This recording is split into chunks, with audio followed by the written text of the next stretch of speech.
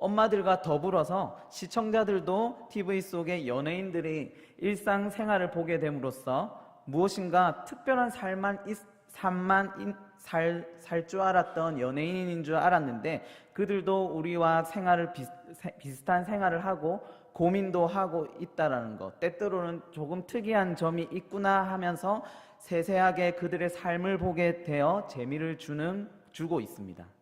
이전에는 연예인의 겉모습만 드러났습니다. 철저하게 완벽하게 만들어진 실수도 전혀 없는 모습으로의 편집으로 다 완벽한 연예인들의 모습만을 보여줬다면, 요즘 프로그램은 예능이라는 이름으로 전반적으로 그들의 인간적인 모습을 보여주면서 시청자인 저와 연예인들의 비슷한 부분들을 보고 동의를 하구나라는 감정을 가지고, 또한 실수를 하기도 하고 틀리기도 하면서 인간적인 면모를 보게 됩니다. 그들도 때로는 성공하고 도전하고 하는 것이 당연한 줄 알았는데, 그것이 그들이 노력하고 성공했을 때 우리처럼 엄청나게 기뻐하고 실패했을 때 슬퍼하는 연약한 존재임을 보여주면서 시청자들의 이해와 공감을 얻어내고자 합니다. 요즘은 이해와 공감의 시대라고 할 수 있습니다. 요즘 우리 청소년들이요, 청소년들과 친구를 맺으려고 하면, 친구가 되려고 하면 그들을 이해할 수 있어야 되고 공감할 수 있어야 친구가 됩니다. 옛날 경제적으로 어렵던 시대를 살던 어른들이 볼 때는 우리 청소년들은 정말 어려움 없이 사는 것 같습니다. 우리 어른들이 가지지 못한 것과 누리지 못한 것들을 아무런 어려움 없이 다 가지고 누리고 살아가고 있기 때문입니다. 그래서 경제적으로 호황을 누리는 우리 대한민국을 살아가는 청소년들은 아무런 어려움 없는 것처럼 생각되어지기도 합니다. 그리고 그들의 이야기를 들어보면요, 그게 어려운 일인가 할 정도로 우리 어른들에게는 별일이 아니었던 문제들이 우리 아이들에게는 목숨을 걸 정도로 큰 어려움일 때가 있습니다. 이렇게 얘기합니다. 어른들이 너희가 어렵다고 느끼는 거, 너희가 힘들다고 느끼는 거, 그것은 어려운 축에도 못 든다. 내가 어릴 때는 그것보다 더 큰 어려움도 느꼈다고 말하면, 청소년들은 더 이상 자신들을 이해하지 못하고 공감하지 못하는 어른들과 대화하지 않으려고 합니다. 여러분들, 시대가 바뀌었습니다. 우리 청소년들은 우리가 생각할 때 별일도 아닌 것 같은데 정말 사소한 문제 때문에 자살을 하기도 합니다.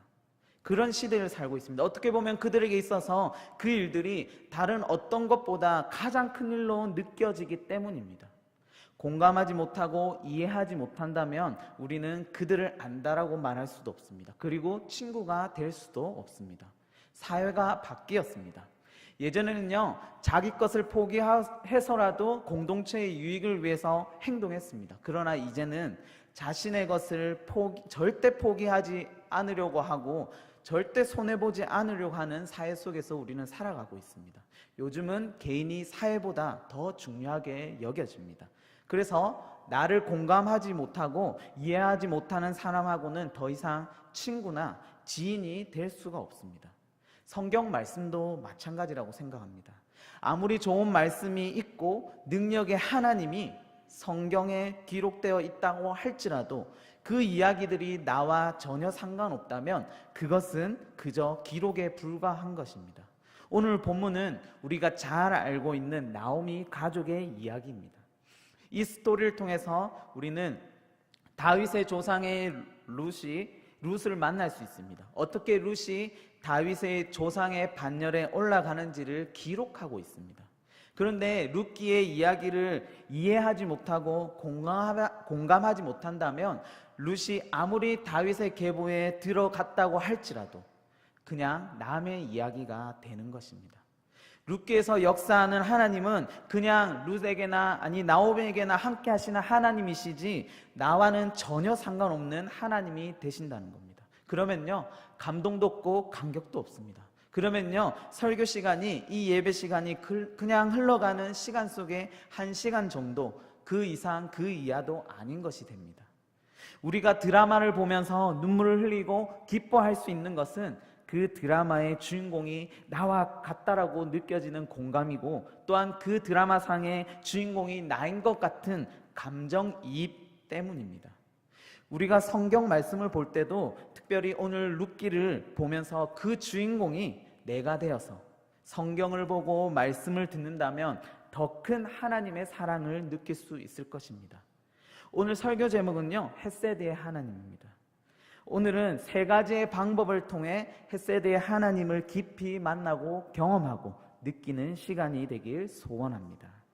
첫 번째로는요, 첫 번째로 이해한다면 헤세드 하나님을 더욱 느낄 수 있습니다. 먼저 오늘 본문 1절을 보면 시대적 배경에 대해서 이야기하고 있습니다. 우리 다 같이 한번 읽어보도록 하겠습니다. 시작. 사사들이 치리하던 때에 그 땅에 흉년이 드니라. 유다 베들레헴의 한 사람이 그의 아내와 두 아들을 데리고 모압 지방에 가서 거류하였는데, 룻기의 시대적 배경은 사사시대라고 할 수 있습니다. 우리는 사사시대라고 하면 쉽게 떠오르는 말씀이 있습니다. 사사기의 주제 요절이라고 할 수 있는데요, 사사기 17장 6절과 21장 25절인데요 제가 읽어보도록 하겠습니다. 그때는 이스라엘의 왕이 없으므로 사람마다 자기 소견에 옳은 대로 행하였더라. 많은 목사님들이 이 구절을 적용하면서 나오미의 가족이 자신들의 소견에 옳은 대로 베들레헴을 떠나 모압으로 간 것이 잘못이라고 이야기하기도 합니다. 또한 나오미가 고난 가운데 있는 이유는 이스라엘을 떠나 모압으로 갔기 때문에 남편이 죽고, 또한 모압 여인과 결혼했기 때문에 두 아들이 죽게 되었다라고 설명하기도 합니다. 그러나 우리는 조심스럽게 살펴보아야 할 부분이 있습니다.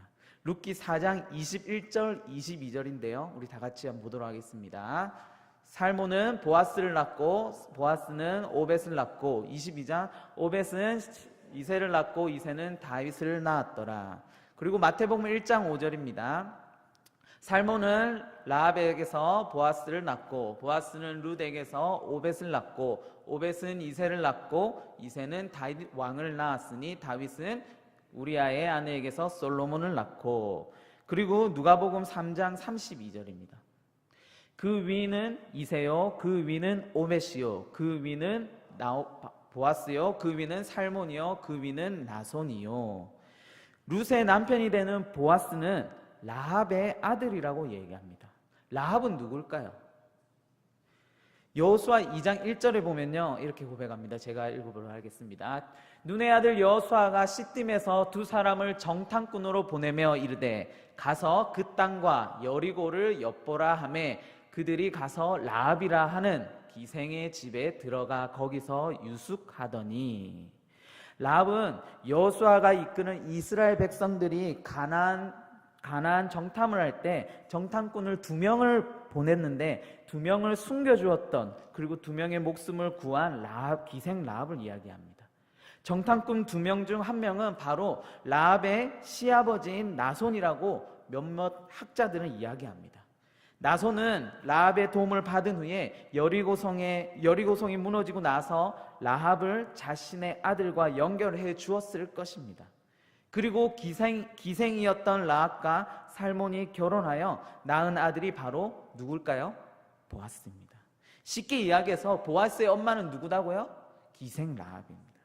그렇다면 룻기는 사사시대이기도 하지만 사사시대에 들어선 한참 후가 아닌 사사시대로 이제 막 들어서려고 하는 시대였던 것입니다. 나오미 가족이 베들레헴을 떠난 후 10년 뒤에 돌아와서 보아스와 룻이 결혼을 했습니다. 그렇다면 나오미 가족이 베들레헴을 떠날 때쯤에는 거의 사사시대의 시작 단계라고도 볼 수가 있습니다. 사사시대는 이스라엘의 왕이 없으므로 사람이 자신의 소견이 옳은 대로 행하였다는 것을 룻기에 무조건 적용해서 모압으로 가는 것은 자신의 소견대로 행한 것이고 이것이 잘못이라고, 하나님 말씀에서 벗어났다라고 말하는 것은 조금 억지가 있을 수 있다라는 겁니다. 한 시대를 이야기할 때 몇 월, 며칠, 몇 시부터 다음 시대라고 딱 잘라서 단정 지을 수 없습니다.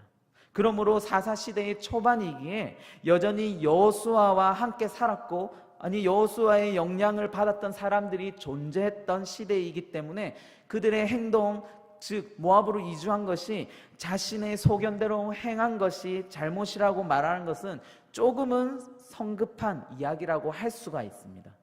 여러분, 마찬가지로 우리가 잘 알고 있는 아브라함의 예를 통해서도 알 수 있습니다. 아브라함은 하나님께서 직접 지시하신 약속의 땅으로 갔습니다. 창세기 12장 1절입니다. 여호와께서 아브라함에게 이르시되 너는 너의 고향과 친척과 아버지의 집을 떠나 내가 내게 보여줄 땅으로 가라. 그리고 10절입니다. 그 땅에 기근이 들었으므로 아브라함이 애굽에 거류하려고 그리로 내려갔으니 이는 그 땅에 기근이 심하였음이라. 약속의 땅으로 간 아브라함도 그 땅에 기근이 들어서 그 땅을 떠나는 장면이 나옵니다. 아브라함은 하나님께서 직접 지시한 땅으로 간 사람인데 기근으로 인해서 그 땅을 떠났습니다. 창세기 47장 4절인데요.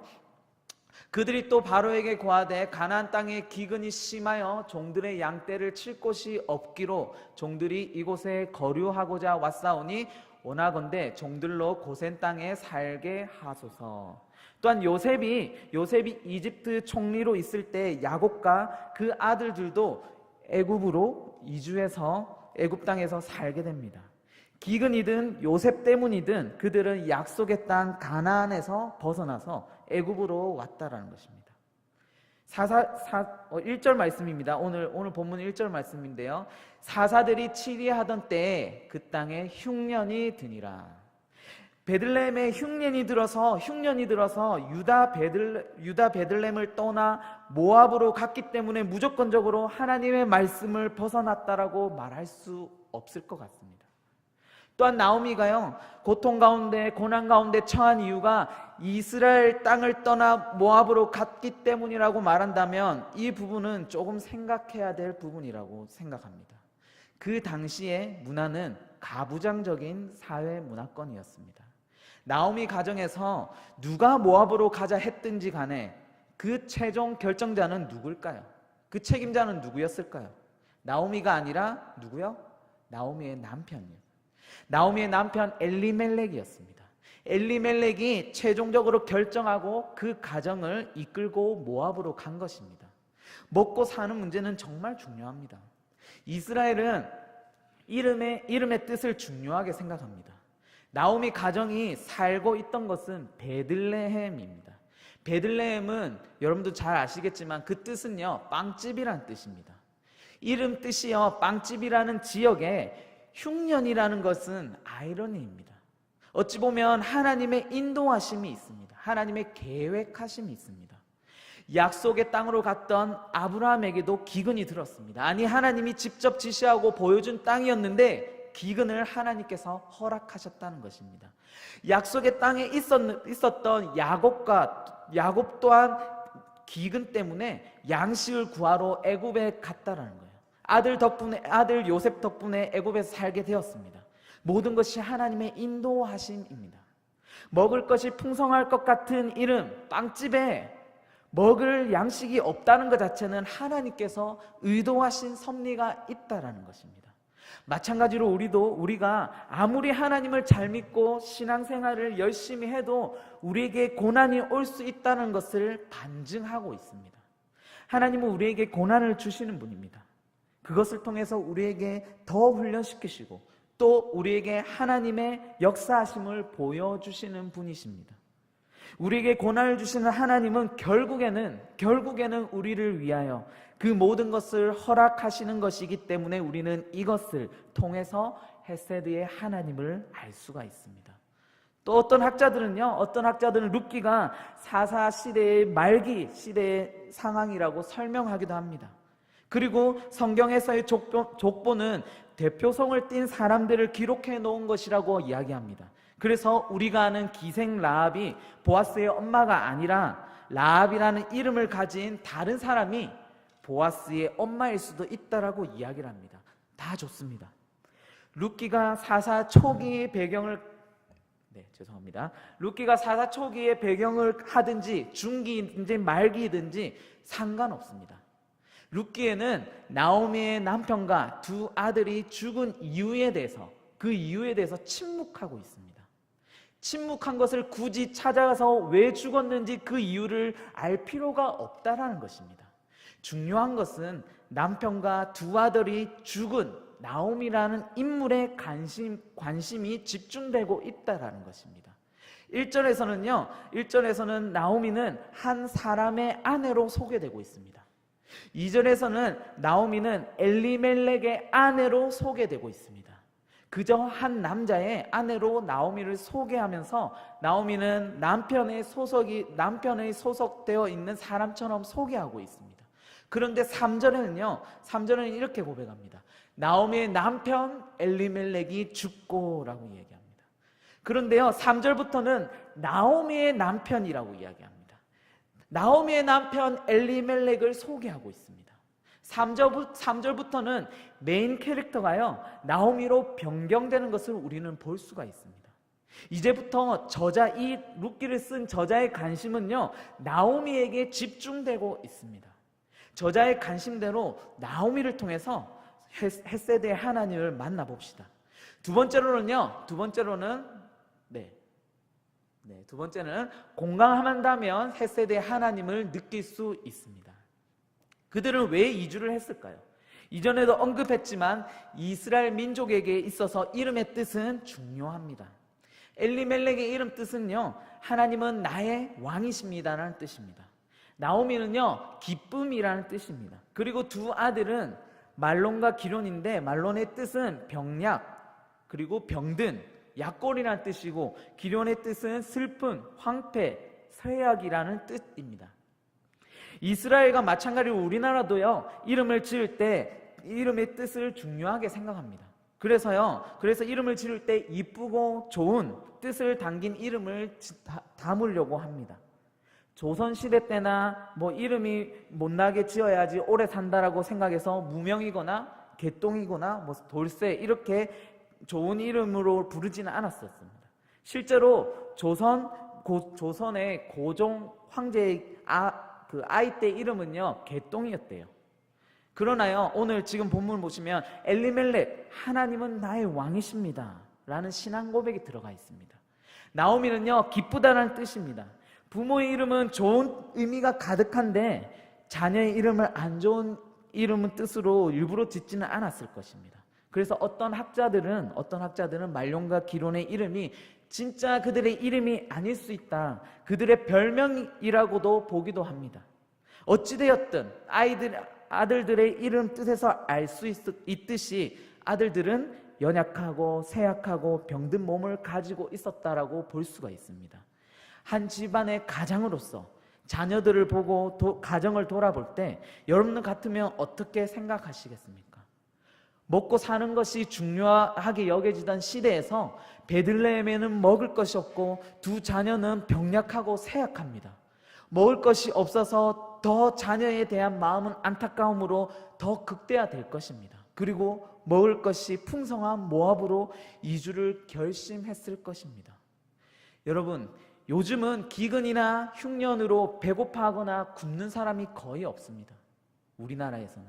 그러나 그 당시 기근은 재난이었습니다. 엄청난 재난이었습니다. 굶는 사람들이 많았고 큰 고통이 가운데 있었습니다. 기근 가운데서 먹을 것도 없고 어린 두 자녀는 너무 병약하고 쇠약한데 여러분들은 어떤 선택을 하시겠습니까? 저라도 양식이 풍부한 모압으로 갈 것입니다. 또한 나오미의 상황을 공감했으면 좋겠습니다. 먼 곳 타지에서 살았습니다. 정착해서 살기 위해서 몸부림치면서 살려고 하는데 갑자기 의지하던 남편이 죽었습니다. 이제 타지에서 여인인 나오미가 의지할 것은 병약하고 쇠약한 두 아들밖에 없습니다. 어떻게 해서든 몸부림치려고 치열하게 살아남기 위해서, 그곳에 정착하기 위해서 어렵게 살았습니다.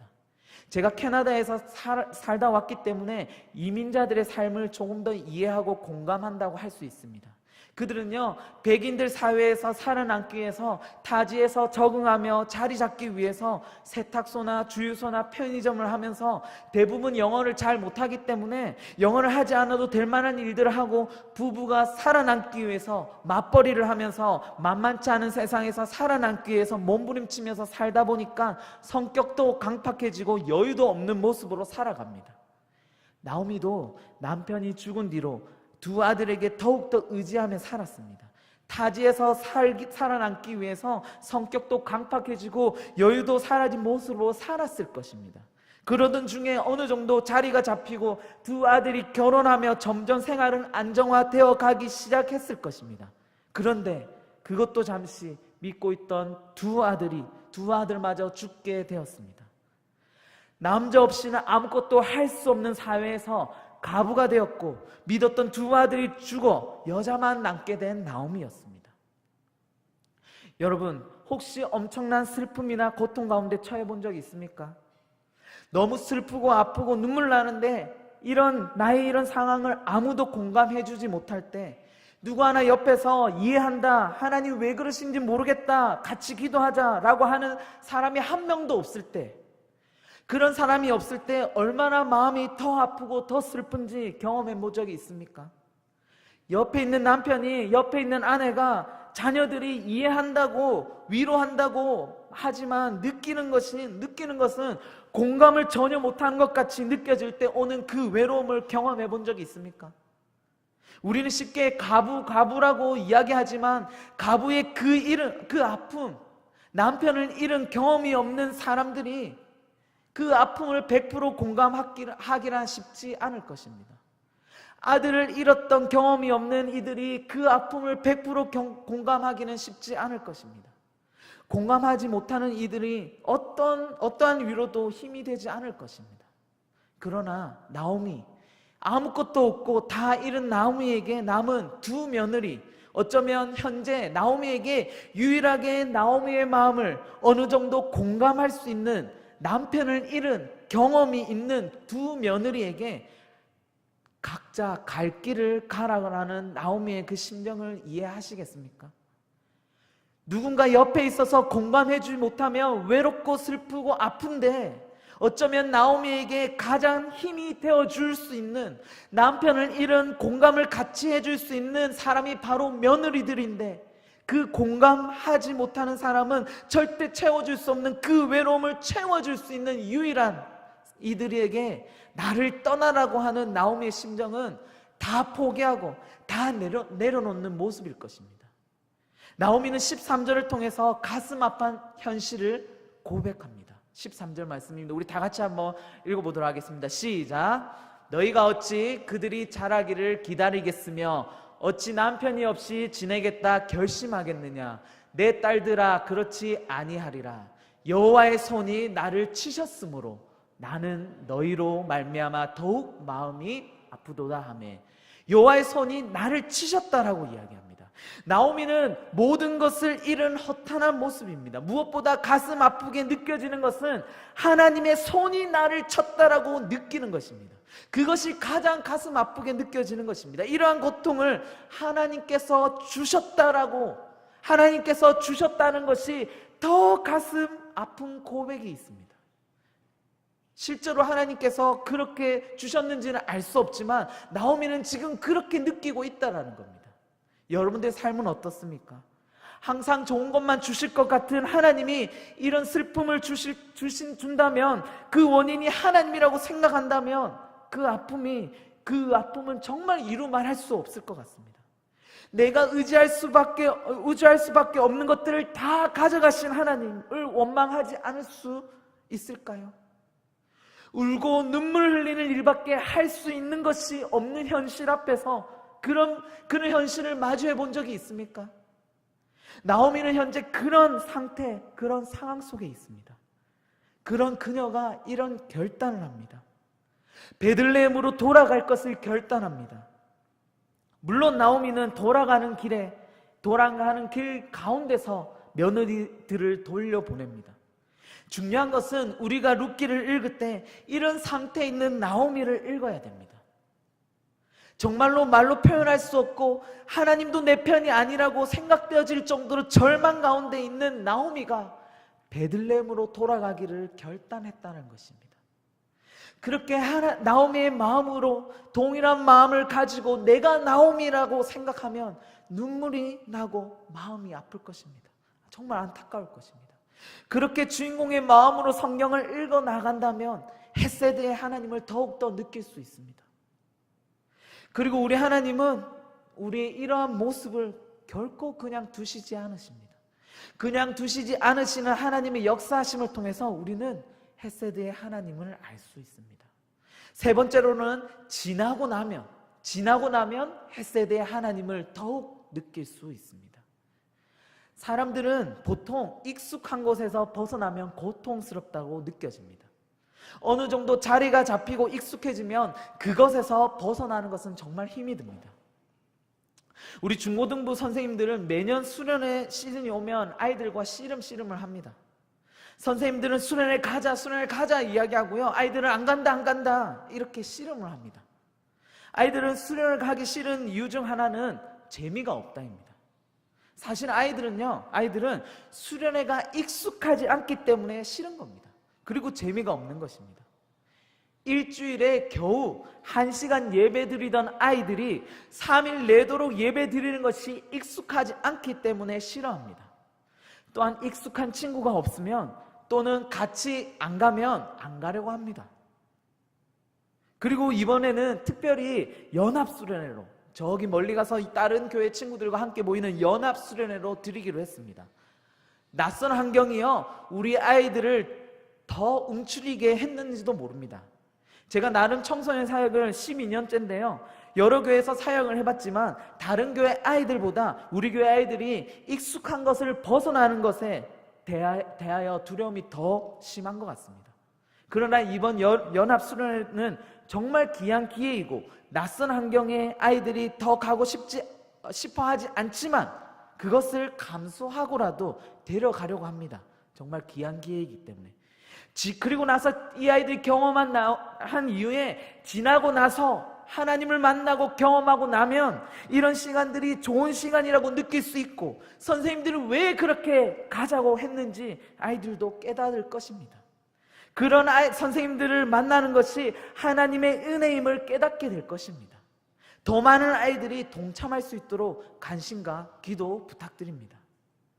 여러분, 우리는요 익숙한 것에서 벗어나면요 고통을 느낍니다. 매주 우리 성도들을 보면요 항상 앉는 자리에 앉으시는 것 같습니다. 내가 항상 앉는 자리에서 벗어나 다른 곳에 앉으면 뭔가 기도도 안 되는 것 같고 예배 집중도 제대로 안 되는 것 같기도 합니다. 불안하기도 하고 불편하기도 합니다. 오늘 나오미는요 현재 10년 동안 살던 곳을 떠납니다. 익숙했던 곳에서 벗어납니다. 고향으로 돌아온다고 생각되어지지만 다시 언제 어떻게 시작해야 될지 모르는 두려움 가운데 떠나기를 결심합니다. 1절과 6절인데요 제가 읽어보도록 하겠습니다. 1절과 6절입니다. 네, 오늘 본문 1절입니다. 사사들이 7일 하던 때에 그 땅에 흉년이 드니라. 유다 베들레헴의 한 사람이 그의 아내와 두 아들들을 데리고 모압 지방에 가서 거류하였는데, 6절 말씀입니다. 그 여인이 모압 지방에서 여호와께서 자기 백성을 돌보시사 그들에게 양식을 주셨다 함을 듣고 이에 두 며느리와 함께 일어나 모압 지방에서 돌아오려 하여. 1절과 6절을 읽으면 헤세드의 하나님을 볼 수가 있습니다. 베들레헴을 떠난 이유가 뭐 때문에 떠났죠? 먹을 것이 없던 흉년 때문에 떠났습니다. 흉년 때문에 떠났는데 하나님께서 양식을 주셨다라는 것을 듣게 됩니다. 흉년으로 베들레헴을 떠났는데 양식으로 나오미를 부르시는 하나님이 보이십니까? 길을 인도하시는 하나님입니다. 이것이 하나님의 은혜입니다. 이것이 바로 헤세드의 하나님이십니다. 결국에는 인도하시는 하나님, 이끄시는 하나님이십니다. 또한 나중에 이후에 룻을 붙여주십니다. 함께 공감할 수 있고 함께 외로움을 채워나갈 수 있는 룻을 나오미에게 붙여주십니다. 의지하며 나아가도록 떠나지 않게 붙여주십니다. 가족보다 더 가족 같은 사람을 허락하시는 것이 하나님의 은혜입니다. 하나님의 긍휼하심이며 헤세드의 하나님이십니다. 우리 5절 말씀 한번 보도록 하겠습니다. 5절 말씀입니다. 다 같이 한번 읽어보도록 하겠습니다. 시작. 그 여인은 두 아들과 남편의 뒤에 남았더라. 자, 보세요. 두 사람이 다 죽고 그 여인은 두 아들과 남편 뒤에 두 아들과라고 이야기합니다. 조금 어려운 말을 하겠습니다. 히브리어로는요, 두 아들이라고 나오지 않습니다. 히브리어는 원어에는요, 아들은 벤이라는 단어를 쓰는데요, 히브리어는 실제로 벤이라는 단어를 쓰지 않습니다. 벤이라는 단어를 쓰지 않고 아들이라는 단어를 쓰지 않고 아기라는 단어를 씁니다. 옐레드라는 아기라는 단어를 사용해서 표현하고 있습니다. 그러나 한글에서는 두 아들이라고 표현했지만 사실은 실제 원어는요, 두 아기들이라고 표현을 하고 있습니다. 룻기에서 아기라는 단어는요, 1장 5절 방금 저희가 읽었던 그 본문과 4장 16절에 딱 두 군데만 나옵니다. 4장 16절입니다. 우리 다 같이 읽어보겠습니다. 시작. 나오미가 아기를 받아 품에 품고 그의 양육자가 되니. 자, 학자들은요, 이 부분에 대해서 아기들을 잃고 텅 빈 나오미가 룻이 낳은 오벳을 안음으로 텅 빈 나오미가 채워짐을 드러내기 위한 표현이라고 설명하고 있습니다. 학자들은요, 나오미가 아이를 룻이 낳은 그 아기를 받아들고 품에 품고라는 장면에서 나오미는 어떤 심정이었을까요? 룻기의 저자는요, 4장에서 나오미의 그 심정을 더 잘 표현하기 위해서 1장에서 이미 결혼한 아들들을 아기들이라고 표현했다라고 학자들은 이야기합니다. 그래서 4장에 아기를 품었을 때의 나오미는요, 아마 파노라마처럼 하나님께서 나를 버리신 것 같았던 그 지난 세월들이, 남편이 죽고 아들들이 죽어서 힘들었던 그 세월들이 머릿속에 다 지나가면서 그 모든 것을 다 말끔히 씻어내는 듯한 심정이었을 것입니다. 그러면서 나오미는 헤세드의 하나님을 느꼈을 것입니다. 결국 지나고 나서 보면 하나님의 은혜입니다. 결국 지나고 나서 보면 헤세드의 하나님을 볼 수 있습니다. 하나님의 헤세드, 은혜, 긍휼은요, 나오미의 인생뿐만 아닙니다. 우리 인생에서도 마찬가지로 역사하십니다. 어쩌면 지금 나오미의 힘든 가정처럼 그 가정 가운데 있는 성도들이 있을 것입니다. 어쩌면 지금 여기 나오미의 그 힘든 가정처럼 그 가정들을 이미 다 겪었던 성도들도 있을 것입니다. 어쩌면 지금 여기에 그 힘든 가정을 시작도 하지 않은 성도들도 있을 것입니다. 우리의 상황은 다 다르지만 우리 모두가 기억해야 할 한 가지는 결국은 하나님의 은혜대로 역사하신다는 겁니다. 하나님은 은혜대로 역사하십니다. 결국 헤세드의 하나님께서 나의 삶에 역사하신다는 것을 기억하셨으면 좋겠습니다. 그러므로 말씀을 들을 때 나와 상관없는 말씀이 아니라 내가 그 삶의 주인공임을 생각하며 말씀을 받고 이해하고 공감하면 성경 속에만 갇혀있는 하나님의 말씀이 아니라, 예배 속에만 갇혀있는 예수님이 아니라 내 삶의 중심이 되는 하나님의 말씀이 되고 내 삶의 주인이 되시는 예수님을 만날 수 있을 것입니다.